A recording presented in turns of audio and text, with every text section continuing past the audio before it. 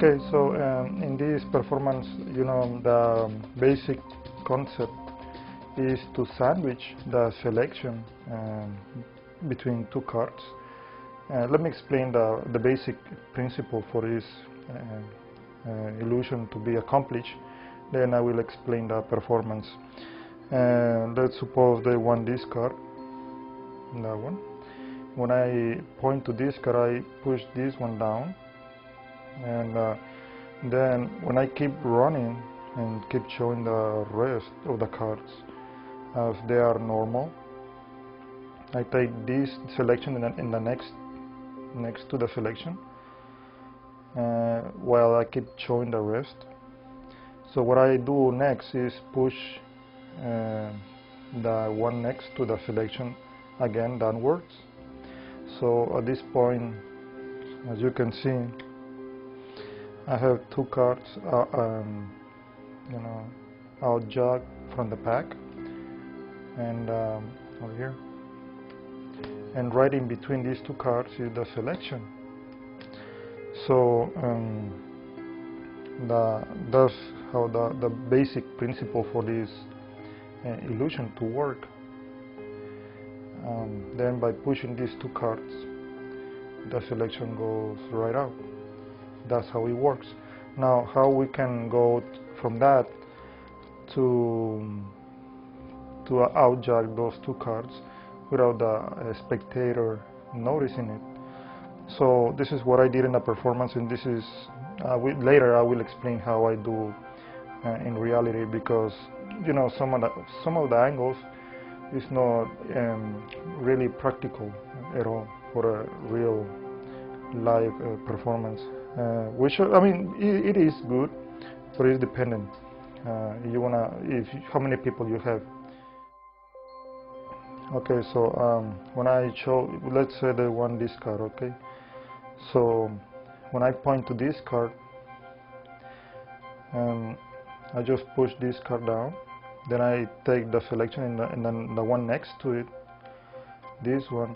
I take those two as one, doesn't matter. And I keep showing the rest, so they know they are all different. And what I do here, with a thumb, I push these two cards outside. Try to keep the selection and everything square. Everything else is square to the pack. But my hand is covering pretty well this angle, the front. You cannot show the top and the side, this side over here. So usually I kick it to the side with a thumb, and so I can square from the back and from the front. Okay.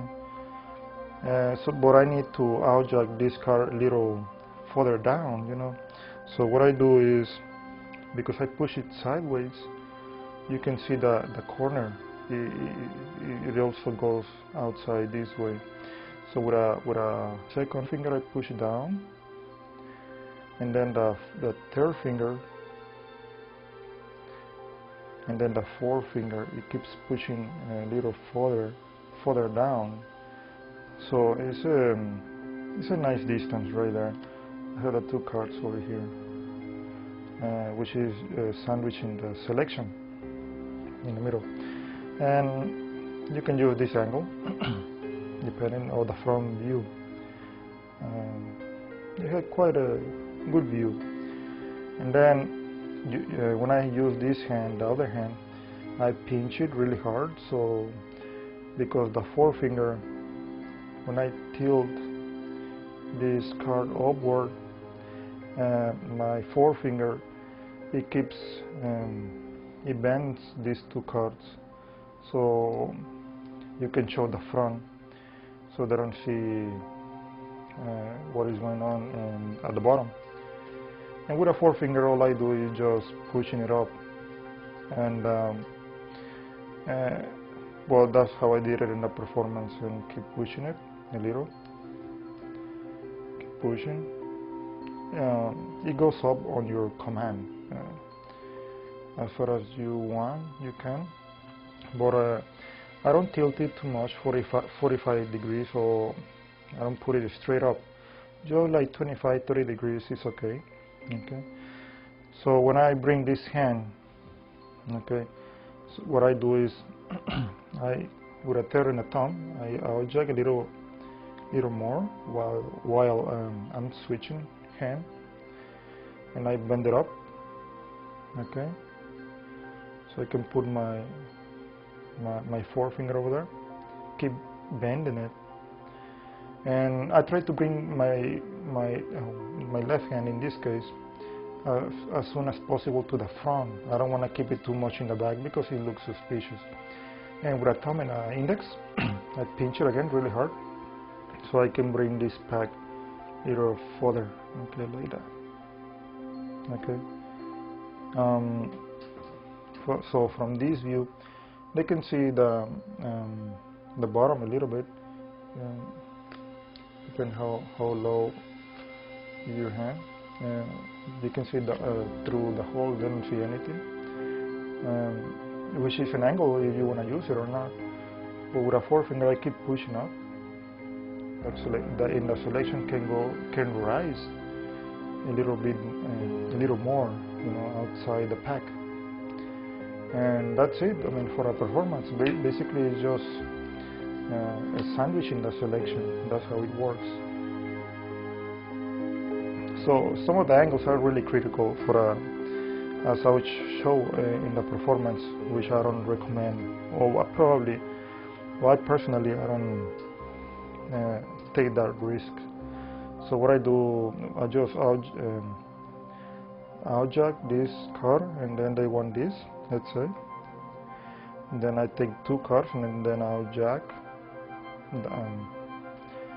this card, well, sandwiching again the selection and preparing from this view. So this is what I do so far when I really perform this for real people. Sometimes I do this angle. Well, when I show, I just show like that, and then I don't try to raise it up. I just bring my hand over here and show this side right away, so my hand is blocking all these 2 cards. But of course, if the card goes, you try to raise it up, it's not going to produce the entire card as you see in the performance. It's just going to be about the half of the card, which is going to be good enough for the production. I mean, for the racing card. And also keep in mind the side, because if you go too much to the side, they can see these 2 cards in the side pinching the selection like that. So keep it square, keep the index finger in the middle, and they can go up quite high actually, and the selection will come up with no gimmicks at all.